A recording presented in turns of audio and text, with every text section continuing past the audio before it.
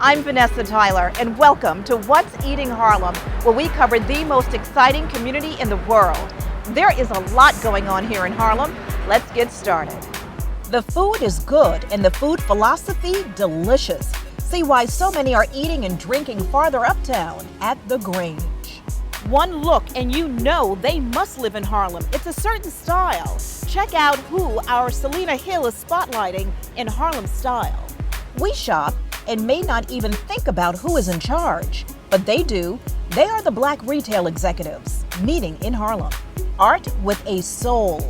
The most anticipated art show in Harlem is here, and we have the exclusive coverage of opening night. All of that and more on this edition of What's Eating Harlem.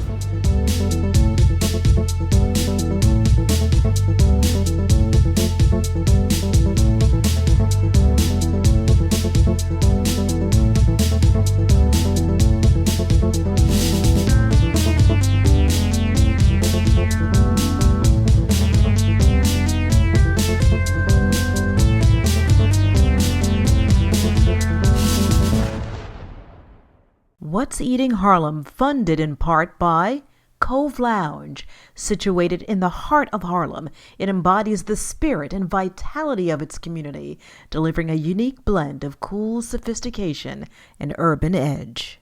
Also made possible by Chocolat, Harlem's fine dining at its best. Everyone meets at the bar at Chocolat, 120th and 8th, 2223 Frederick Douglass Boulevard.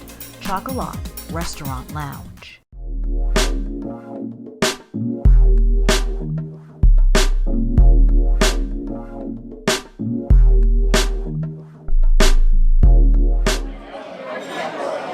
Ready to order? Join the hungry crowd at the Grange with its monster burgers. The kitchen is fired up, and Chef Eric Sassy is cooking on all burners. So the skin is getting crispy. Flip it over. Chef Sassy has a food philosophy. Food has to be fresh and cooked healthy. He is crisping the skin, then popping into the oven the fresh out of the water Arctic char. Which is a cold water Canadian fish. It's the mix between a salmon and a trout. It's a nicer, lighter consistency fish than a salmon, but not quite as light as a trout. The food phrase farm to table is the mantra at the Grange, located on 141st Street and Amsterdam Avenue, part of the now expanding Hamilton Heights section of Harlem's restaurant explosion. The Grange is awesome. The Grange is awesome, and we have a lot of regulars here. So we have people that come all the time, 2, 3, 4 times a week. So it's really cool. It's really like a family place. Even when you don't know people, you come here and meet people and you feel like it's a Cheers bar almost. Latresa Baker is a bartender at the Grange. Between the food and the fun, the killer cocktails. The bartenders here are mixologists and passionate about what they pour. All of our beers on tap are craft beers. They're not the beers that you get anywhere else. You know what I mean? Yeah, we've got Heineken and Corona and Amstel Light in the bottle, okay? But everything else is from the US, from Germany, from all over the world. Like, we actually just rolled out with a new cocktail program today. We're rolling out with a new one, and we're experimenting with fresh berries and citruses and a whole bunch of different cordials and like high-end cordials, you know what I mean? And so when we talk about cocktails and we talk about martinis, and what is a martini, what is a cocktail, and really what we're doing is we're just experimenting with fresh flavors and spirits that are not known to a lot of people. Like, you know, you don't see Hennessy behind the bar, but you do see awesome like organic vodkas, organic gins, and we span the world with our bourbons and then our scotches over here. Today, Patrick Shearer, called Patty, is going for it. This cocktail concoction is like a margarita with a whole lot of bite. See the Silva tequila and Cointreau, but here's where it gets exotic. He puts in jalapenos. Check this out, Andro chili liquor. Patty says it's like mole in a bottle. He measures, mashes, pours, and shakes. This drink definitely bites you back, gives you plenty of heat, and a good kick to boot. The Grange is going for an ambiance you won't experience anywhere else. But when you walk in, I think the atmosphere, the mood is exciting. You know, I think it's relaxing. I mean, if you want to talk about how a space changes you, I think that's absolutely true. You know, the way everything is laid out, I mean, the decor, I think already you're walking in, you're seeing something. It's a wonderful neighborhood. You have our wonderful hosts who are great about seating you. And once you're seated, no rush to go. You can kick back all night if you like. The Grange has late night hours and the bar open into wee hours. Because we're open till 4, there's no telling what's going to happen. We have some people walk in the door at 2 o'clock in the morning. It's like, hey, everybody in the bar's like, hey, what's up? Back in the kitchen, the Arctic char is ready to be plated. Chef Sassy has a supporting cast of bok choy, round new potatoes. He adds Israeli couscous and tops it all with a red vein sorrel. The food that I grew up learning and loving is simple food done well. And that's exactly what this dish is. It's very few ingredients. And it's light and delicious.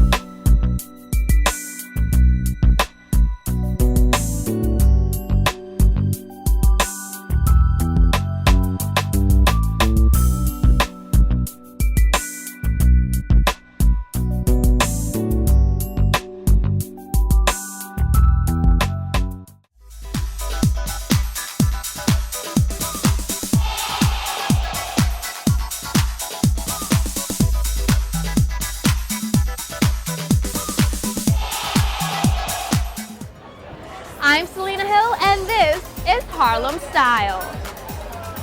Kwame Jackson is a businessman with a sleek and sophisticated style that sets him apart. You may recognize him as one of the breakout stars on Donald Trump's hit reality series, The Apprentice.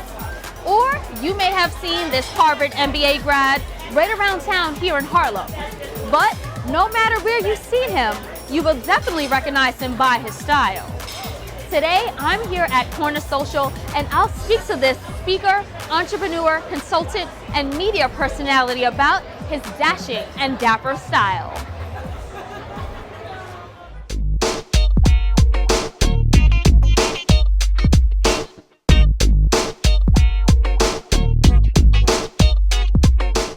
Coming from actually Charlotte, I went to Boston, to business school to Harvard.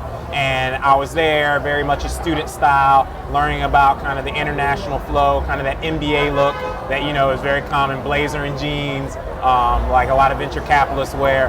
And then I came to New York and I worked at Goldman on Wall Street. And so I came to New York actually in 2000, so I've been in New York for 15 years. So New York is really, I always tell people, I was born in DC, I was raised in Charlotte, but I was made in New York. Yeah, Harlem is a great, great place, and I do feel like I'm going through the second Harlem Renaissance right now. I really feel like what's going on in Harlem in terms of the energy, you have the, you know, County Cullens and the Langston Hughes and all the names that people read about from the first Harlem Renaissance, they're actually here now. It's just that people are going to read about them 20 to 30 years from now. They're starting businesses, they're, you know, authors, they are involved in movies, they're involved in banking and finance. And I feel like hopefully I'm one of those people adding to the texture of this second Harlem Renaissance. So for me, Harlem's been a great source of inspiration, both the history, you know, I walked by the other day, the place where Billie Holiday got discovered. And I've been in Harlem 7, 8 years and I never even knew it was there. And so like icons like that who are like, people who are global people part of the Black experience, and all about, you know, Black history not just coming to a finite end and being celebrated, but continuing to create itself along a timeline and an evolution. So Harlem has been a great source of inspiration. The community's been extremely supportive. I am a Southern boy at heart, you know, from Charlotte, North Carolina, but I moved to Harlem and bought a place in '06, and I've been here ever since. Crimson by Kwame, from my understanding, it's a luxury lifestyle brand of executive netwear, tie line. It's been distributed all around the country.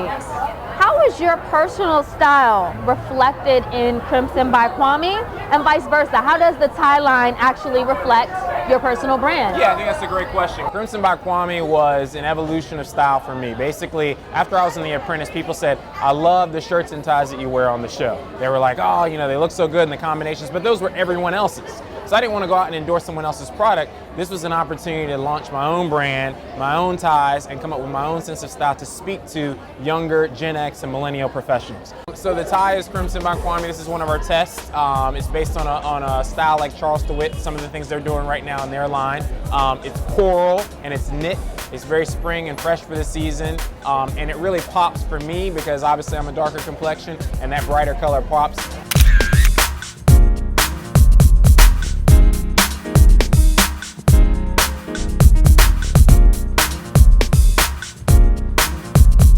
The next piece is the tie clip. So tie clip is very kind of LeBron James and Jigga Man. They really started that kind of about 5 years back. And it was funny because my grandfather used to always wear tie clips, and I used to think they were so plain, but they've come all the way back. I think it definitely has that Don Draper Madman look. It cleans you up.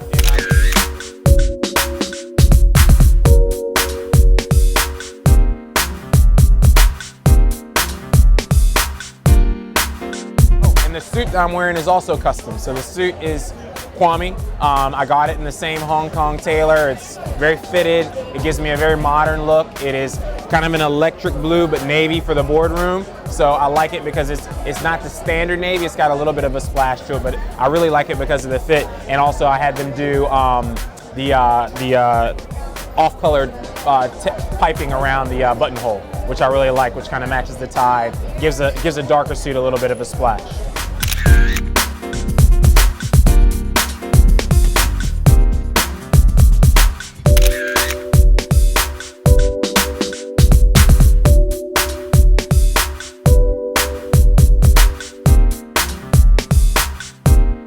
And then the shirt is a custom-made shirt. I was recently in Hong Kong. I took my father to Vietnam for his 70th birthday about 2 months ago. My father's a Vietnam veteran, and he always said, you know, I said, wherever you want to go in the world for your 70th birthday, I'll take you. He said, I want to go back to Vietnam. So I took him to Vietnam for the first time in 50 years, and we went through Hong Kong, we went through Moscow and all these other places. We went through Hong Kong, where some of the finest tailors are, and this is a custom-made Kwame shirt for myself. So it's a great fit, and every time I wear it, and I've got a few of these in the line, people always compliment on the fit of it.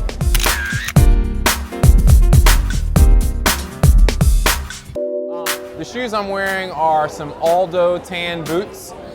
They are broke around the tip, so they have that nice inner stitching around the tip of it. That gives it that broke feeling, but it also has that very kind of boardwalk empire look, 1920. So.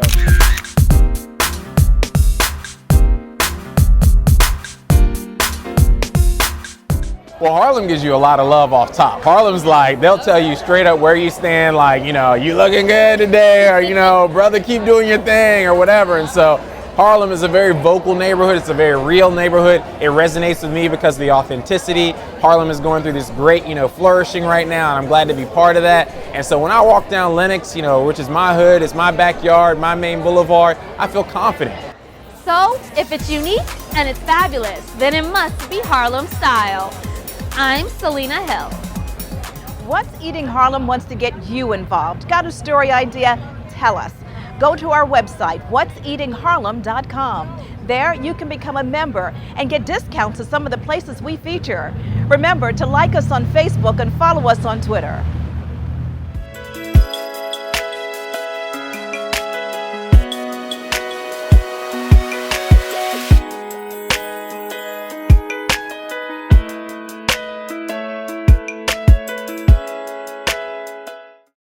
When many of us think of department stores, we think of shopping.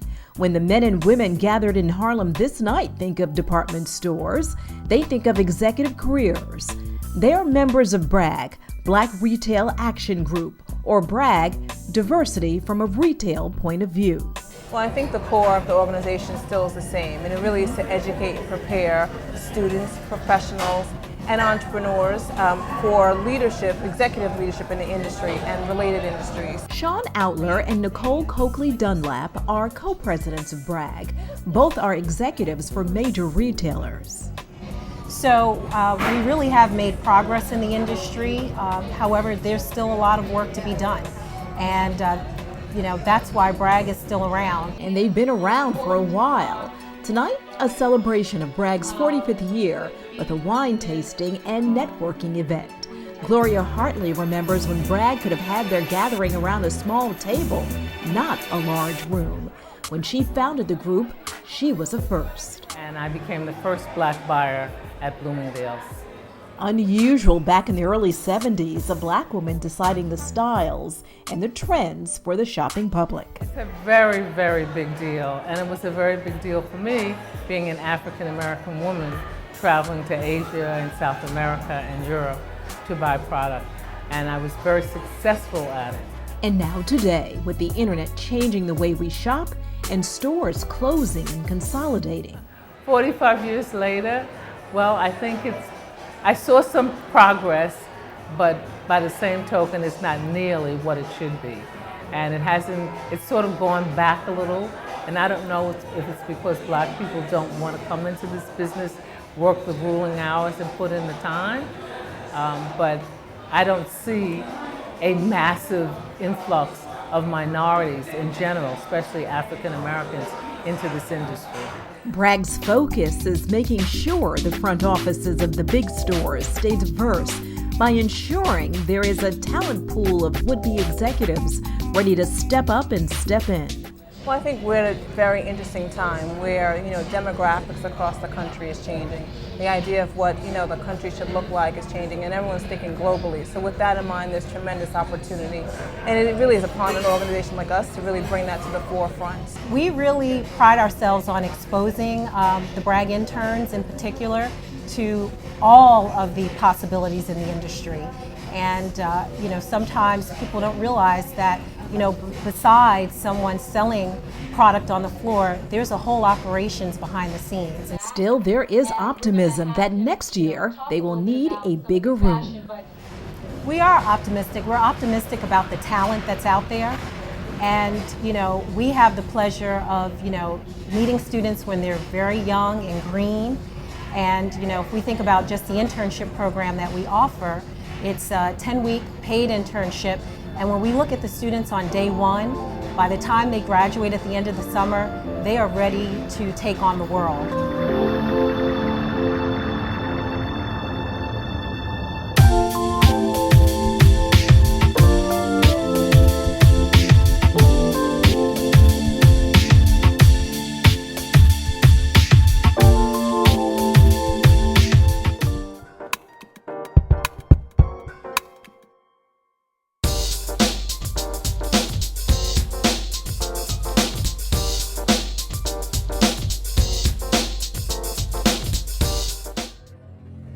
Deep in Faith is the title of this mesmerizing piece by artist Lerone Wilson, appropriate since faith fuels his art. Spiritually, my work has a biblical aspect to it as well. A lot of it comes from scripture that I read. With this particular piece, in Deep in Faith, and how, you can't see and understand what faith is. So it's not anything you can touch or see. It's just a deep darkness or light of darkness combined together that makes you understand that if you believe and close your eyes and understand how faith comes, because it's something that you can't see or touch. It's just a thing that's in your heart. So that's why I named it Deep in Faith. His unique pieces are sculpted paintings. You just want to touch them. He builds them up using beeswax and resin, then sculpts it. His art is just one of the many amazing pieces featured in the Flux Art Fair, which held its spring show in Harlem's Corn Exchange building. It is the most anticipated art show in Harlem. The theme? The 21st century artist is a nomad. Show director Leanne Stella put together a group of artists with something to say, giving you something you can feel. How it affects people, how it changes people, how it vibrates with people. I think that's the more important consideration for me. Artist Jose Rodriguez really went deep with his installation.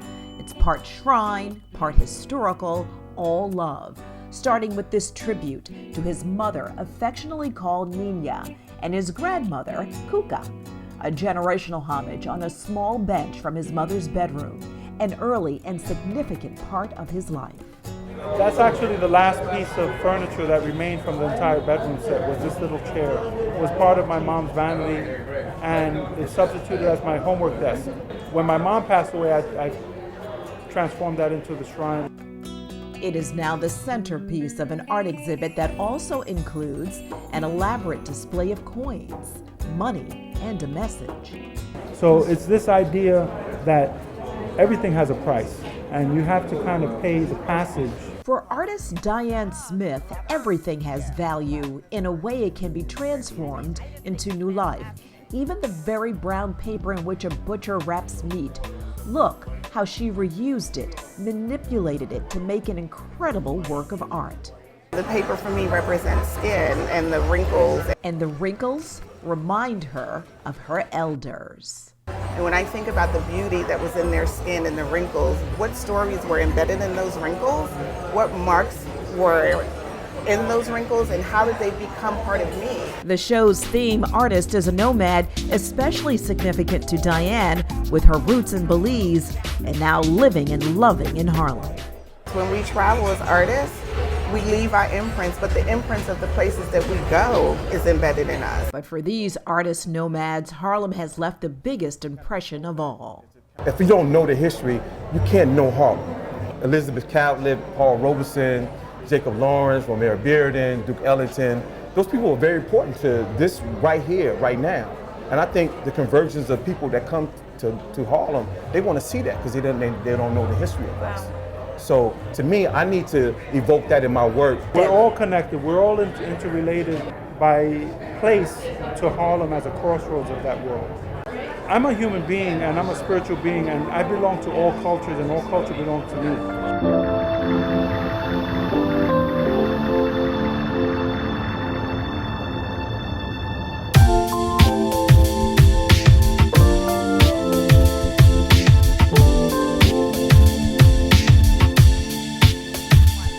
That's all the time we have for now, but there is so much more next time on What's Eating Harlem.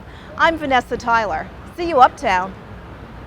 What's Eating Harlem, funded in part by Cove Lounge. Situated in the heart of Harlem, it embodies the spirit and vitality of its community, delivering a unique blend of cool sophistication and urban edge.